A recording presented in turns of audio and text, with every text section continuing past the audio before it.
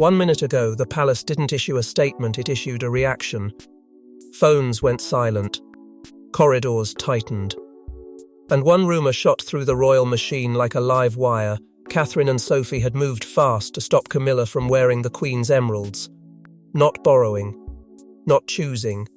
Wearing. Because those emeralds aren't jewellery. They're history. They're hierarchy. And if Camilla puts them on, it signals something bigger than style. It signals victory.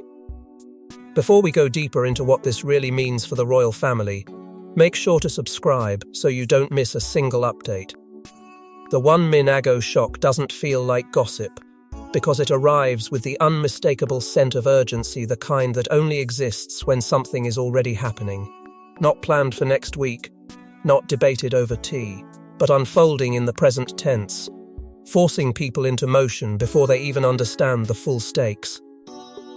Inside the palace machine, reactions like this have a pattern: sudden, quiet, rapid footsteps, messages sent in clipped phrases that don't explain anything but communicate everything.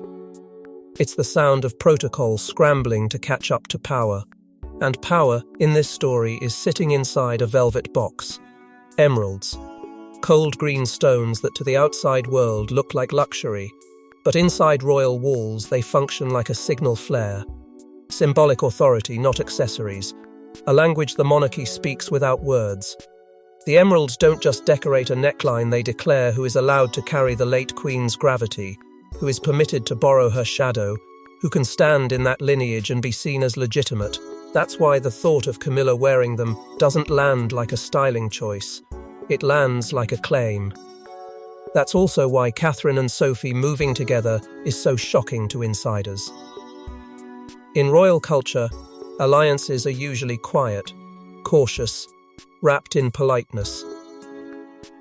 A direct team-up suggests something rare: shared alarm, shared urgency, a mutual understanding that this isn't the moment for soft diplomacy.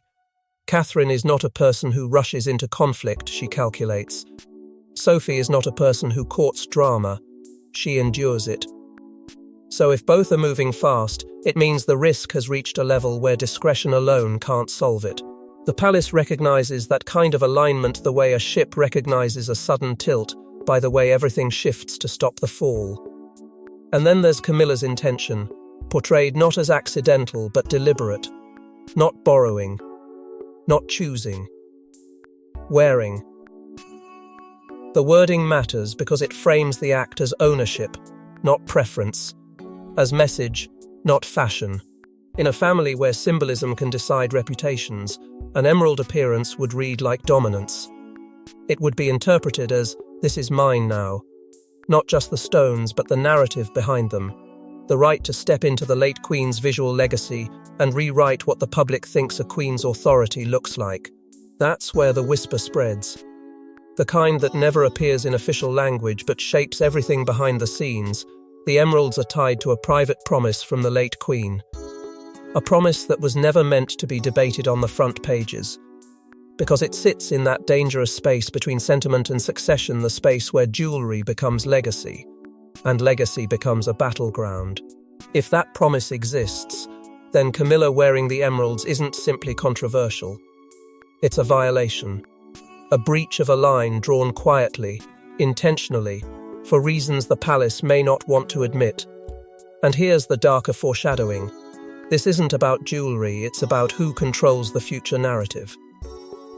Because the monarchy doesn't survive on truth alone, it survives on what the public sees, remembers, and believes. One photo can become a permanent symbol. One appearance can harden into a story the palace can't undo. If Camilla wears the Queen's emeralds and the world applauds, it becomes her triumph. If she wears them and Catherine does nothing, it becomes Catherine's surrender. Either outcome reshapes the hierarchy in the public mind, and once the public mind is set, the palace spends years trying to unwrite it. So Catherine and Sophie move, not as rivals and not as rebels, but as guardians of a line they believe cannot be crossed without consequences. They aren't trying to embarrass Camilla, they're trying to prevent a moment that could define an era. Because the emeralds don't just sparkle, they speak. And in royal life, What jewelry says can be louder than any speech ever could. And once the palace panics over emeralds, the real question becomes unavoidable. What do those stones represent? That makes Catherine and Sophie break every rule of silence. Everyone sees green gemstones and thinks glamour.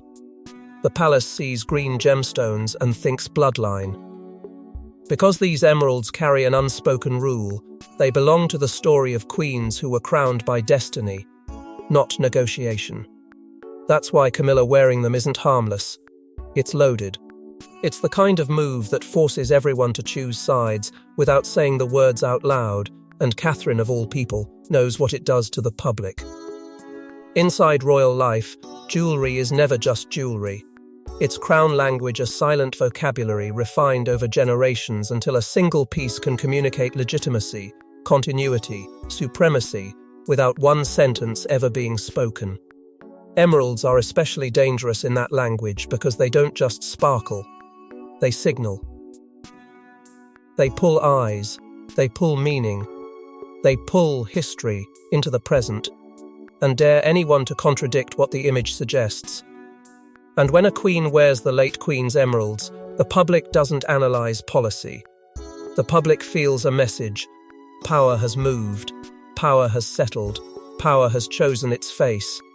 That's why these stones sit in a different category in the palace mind. Not merely valuable, but sensitive. Not merely rare, but symbolic.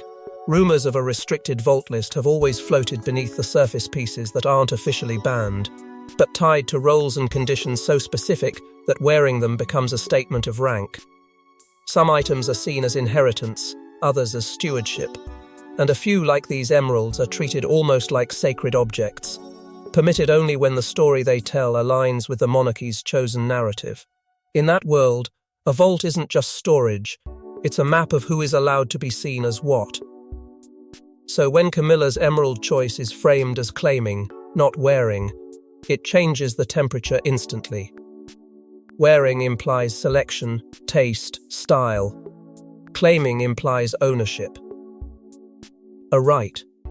A permission that cannot be questioned without challenging authority itself. And that is exactly why it becomes so volatile. Because if Catherine or Sophie objects, it can be spun as disrespect. But if they stay silent, the image hardens into a new truth. Camilla has inherited the late Queen's visual legacy, and everyone else has accepted it. That's how crown language works. It doesn't ask for consent. It creates the illusion of consent by presenting the outcome as already decided. The palace fears the public interpretation, because the public is hungry for symbolism. Headlines don't say emeralds, they say legacy, they say replacement, they say new era. And once those words catch fire, the palace can't simply extinguish them with a polite briefing. The question becomes inevitable. Is she replacing the old queen's legacy? Is she taking the late queen's place not just in title, but in meaning? Is she stepping into a sacred narrative that was never meant to be shared? Even people who don't care about royal protocol feel the tension, because the image reads as dominance, and dominance always provokes reaction. That's why Catherine's sensitivity to symbolism matters so much. Catherine understands that optics become permanent memory. A single photograph can outlive 1,000 denials. A single appearance can rewrite a decade of public feeling. She has lived inside the machine long enough to know that the monarchy's most powerful moves are rarely spoken, they're shown. And what is shown gets archived in the public mind like history. Even if it began as a calculated choice in a dressing room. If Camilla wears those emeralds, the narrative can shift in one afternoon from the late Queen's legacy endures to the late Queen's legacy has been reassigned. And once reassigned, it becomes almost impossible to reclaim without looking petty or panicked. That's where the mythic edge creeps in, the part that makes the story feel bigger than fashion and closer to fate. Because whispers don't just say restricted. They say connected to something sealed, something protected, something never meant for public debate. A sealed instruction. A preference. A private line drawn by the late Queen herself.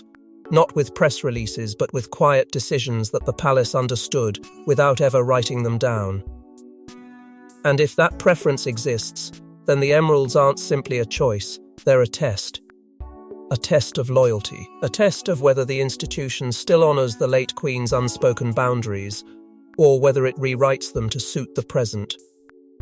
Which is why the panic makes sense now. Because if the emeralds are truly tied to a sealed preference, then Camilla wearing them isn't just a moment. It's a signal that someone is willing to override the past to dominate the future. And Catherine, watching the stones gather meaning before they're even worn, reacts with the kind of urgency that only appears when you believe the damage will be irreversible.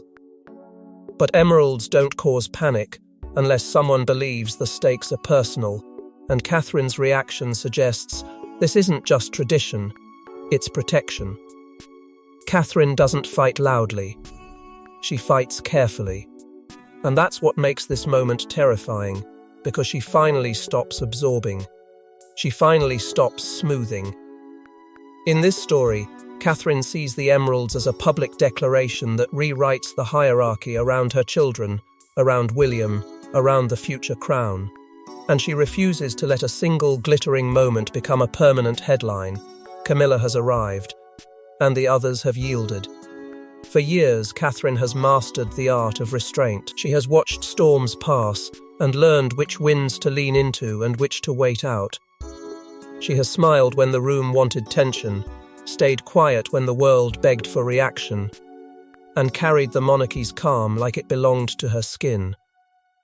But calm has a limit. And the limit is reached when symbolism starts threatening the future. Because to Catherine, this isn't a debate about style, it's a battle over meaning.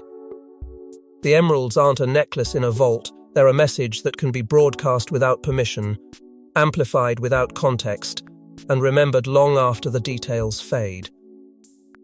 Her motive is simple in intention, but enormous in consequence. Protect the future monarchy's symbolism and stability. Protect the idea that the crown's next era is not surrendered by silent gestures. Protect her children from growing up inside a narrative that says power is taken by whoever dares to wear it. Protect William from a public story that frames him as passive while others claim space around him. Catherine understands something the palace never admits out loud. Monarchy isn't just an institution. It's a story machine. And the story must be controlled or it will control you. That's her private fear, the one she rarely allows anyone to see. Public narrative hardens fast, then never softens. Today it's an emerald appearance. Tomorrow it becomes a myth. Camilla stepped fully into the late Queen's legacy, and nobody stopped her. A myth like that doesn't need to be true to be powerful. It only needs to be repeated. And Catherine has lived long enough under the microscope to know repetition is the real crown. Once a story becomes public habit, it becomes history, even if it started as a calculated wardrobe choice. There's also an emotional weight here that makes her resolve feel almost personal. Catherine has endured polite erasure before moments where she was expected to stand gracefully while her role was quietly minimized, where she was urged to keep the peace even if peace meant shrinking. She learned early that the palace rewards silence until silence becomes expectation, and expectation becomes cage. She will not repeat that cycle, not now, not with the future at stake, because this time the erasure wouldn't be subtle. It would be photographed, captioned, archived, and sold as proof of a new hierarchy. And Catherine anticipates exactly how tabloids and commentators would frame emeralds as dominance. They wouldn't call it jewelry. They'd call it a power play, a statement, a victory lap. They'd interpret Catherine's silence as acceptance and Sophie's absence as submission. They'd write breathless pieces about who's really in charge and who's been sidelined, and the monarchy's internal balance would be dragged into public debate like a spectacle. Catherine refuses to let that happen, because she knows the palace can survive criticism, but it struggles to survive a narrative that questions its own chain of legitimacy. So her move isn't emotional, it's strategic and timed. Not a tantrum, not a plea, not an impulsive confrontation. It's a calculated interception designed to prevent a moment from becoming a monument. She moves through the proper channels first because she understands how authority is built quietly, correctly, with minimal noise. But she also prepares for the reality that protocol can be bent by the powerful and weaponized by the impatient. That's why her calm becomes steel. Because steel doesn't need to announce itself. It only needs to hold. In this story, Catherine's action is not about humiliating Camilla. It's about protecting the monarchy from an image that could rewrite its internal truth. She's guarding the line between stewardship and possession, between honoring legacy and claiming it. And she does it with the one weapon the palace respects when emotion fails: controlled decisiveness. A refusal that cannot be massaged into maybe. A boundary that cannot be softened into soon. A message, quietly delivered, that says, the future crown is not up for visual negotiation.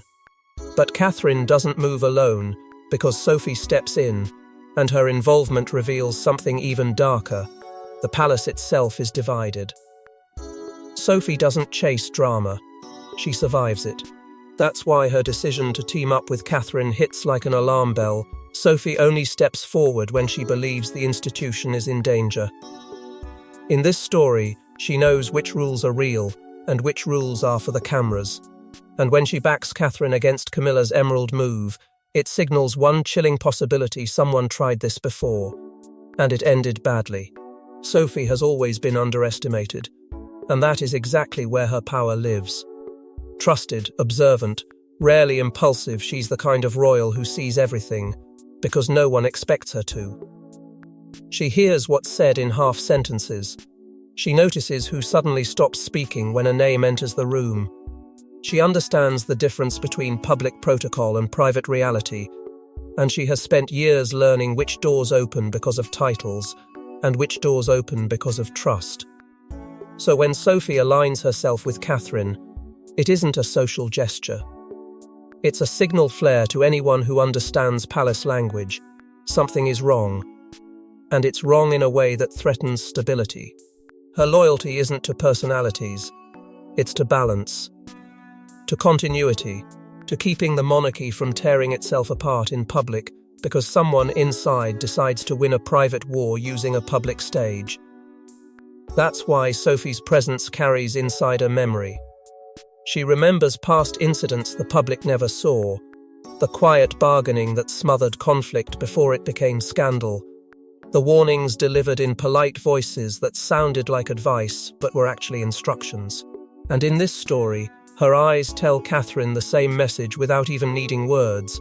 We have seen a version of this before, and the damage lasted far longer than the headlines. The alliance suggests a shared concern that goes beyond Camilla herself. Because Sophie doesn't treat Camilla as a cartoon villain, she treats this as a move that risks destabilizing the family's fragile balance. She knows that one symbolic moment can ignite a chain reaction, resentment resurfaces, factions form, trust fractures, and suddenly the monarchy isn't defending tradition, it's defending itself from itself. Sophie also knows she brings leverage Catherine doesn't always have: access to the private tradition, the real rules, the unwritten protocol that governs what can be worn, when, and by whom, not because a handbook says so, but because the institution survives by honoring certain lines even when they're invisible.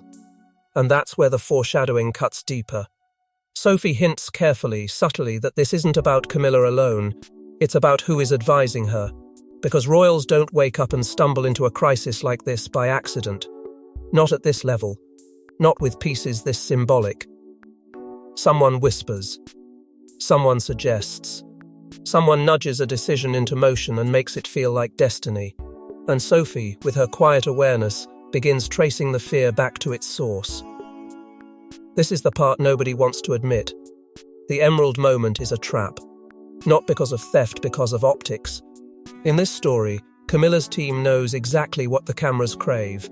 Exactly which angle becomes tomorrow's narrative. If she wears the Queen's emeralds and no one stops her, it looks like unanimous acceptance. If someone stops her, it looks like civil war. Either way, the palace loses, unless Catherine and Sophie outplay it. That's why everything around it feels staged. sharpened, primed. A soft coronation vibe without the word coronation ever being said, emeralds used as visual dominance, as a quiet announcement that power has settled and no one can challenge it without looking petty. Media timing becomes part of the weapon. Exclusive hints are planted just early enough to build expectation, just loud enough to make silence look like agreement. The public is conditioned to watch for the emeralds before they even appear, and once the audience is waiting, the narrative writes itself. Inside the palace, protocol becomes a battlefield. Loopholes are exploited. Permissions become ambiguous. Approvals become last-minute, deniable, conveniently unclear so later, everyone can say they didn't know, they didn't authorize, they assumed someone else had handled it. Catherine and Sophie are forced into a no-win choice. Stop it and look like they're attacking the Queen. Allow it and watch the symbolism become permanent. Emotional stakes tighten the trap even more, because stopping it risks backlash, but allowing it risks surrender. And surrender, in royal life, isn't just a moment, it's a precedent.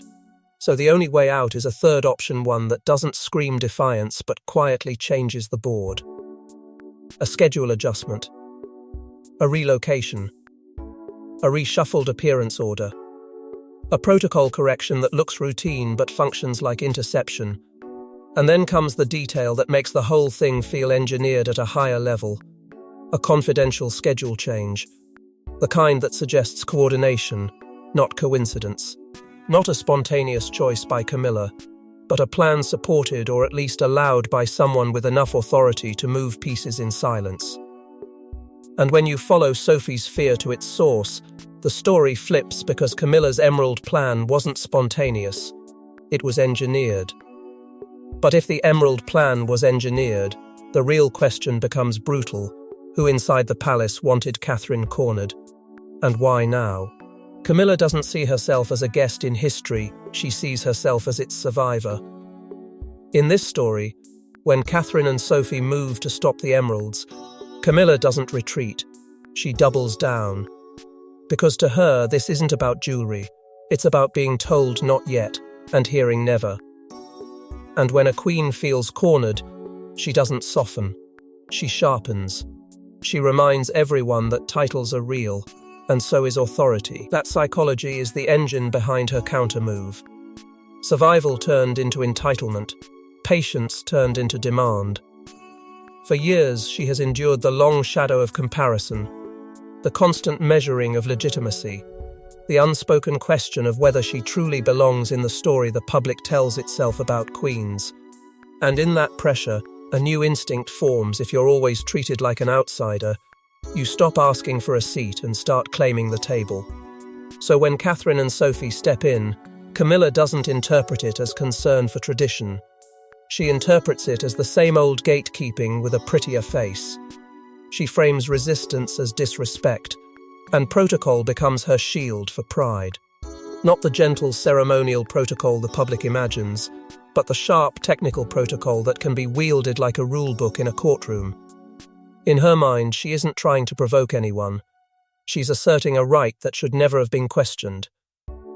And that's where the private confrontation is implied, the kind that doesn't need shouting to feel violent. A look held too long. A pause that dares someone to push further. An energy that says, without saying it, who are you to deny me? Who decides what I can wear? Who gets to define what the Queen's legacy means now? The emotional stakes explode because Camilla refuses to be controlled by future queens. She doesn't see Catherine and Sophie as guardians. She sees them as challengers trying to manage her image, limit her authority, keep her in a box labelled temporary. And nothing enrages a survivor more than being treated like a placeholder. So the palace fractures further in real time. Advisors choose sides, even if they pretend they aren't. Some whisper that tradition must be protected. Others whisper that authority must be defended. Fear rises because everyone understands what happens when royal women collide in public symbolism. The institution becomes the arena. Then Camilla drops the line that changes everything. Not a threat, not an insult, something far colder. She hints she has permission. That someone powerful signed off. And that single word, permission, turns the entire conflict from personal to institutional. Because if she has permission, then Catherine and Sophie aren't just opposing Camilla. They're opposing whoever granted it. And if someone granted it knowing the reaction it would cause, then this was never just a jewelry choice. It was a setup, a test. A trap designed to force either surrender or spectacle. When the palace loses control, it doesn't collapse, it retaliates. And in this story, the emerald fight becomes a narrative war by morning. Catherine is painted as jealous, then protective, then manipulated. Sophie is framed as loyal, then meddling. Camilla is styled as triumphant, then victimized. The truth becomes less important than momentum. Because whoever controls the emerald story controls the monarchy's moral center. And everyone knows it. Competing frames emerge instantly, each one polished like a weapon. One version crowns Camilla as the rightful queen, finally claiming her place, painting any resistance as cruelty. Another casts Catherine as the brave protector of the late queen's legacy, a mother fighting for stability. Another tries to soften Sophie into irrelevance, then recast her as meddling. Because the easiest way to weaken an alliance is to ridicule it. Each narrative is designed to create a hero and a villain before the public even understands the stakes, because first impressions stick, and in royal warfare, sticking is winning. Behind the headlines, Anne and William are hinted as silent stabilizers or cold strategists, depending on which side is briefing. Anne becomes the symbol of duty, invoked to justify tradition. William becomes the symbol of future control, invoked to justify boundaries. And the palace's internal alliances begin to crack. Old friendships break under pressure. Calls don't get returned. People who once shared quiet trust suddenly act like strangers, because in a crisis, loyalty becomes a currency and everyone starts hoarding it. Somewhere in the fog, a third force benefits someone stoking chaos to weaken the crown. Maybe it's political, maybe it's personal, maybe it's simply opportunistic. But the effect is the same. The story is kept hot, the emotions are kept sharp, and the conflict is kept unresolved so it can be used again and again. Public reaction splits along familiar lines, tradition versus modern monarchy, sentiment versus authority, personal loyalty versus institutional survival. And the emeralds, once just stones, become a national argument. Then the cliffhanger hits. A new leak suggests the emeralds are tied to a sealed royal instruction. Not a public rule. Not an announced decree.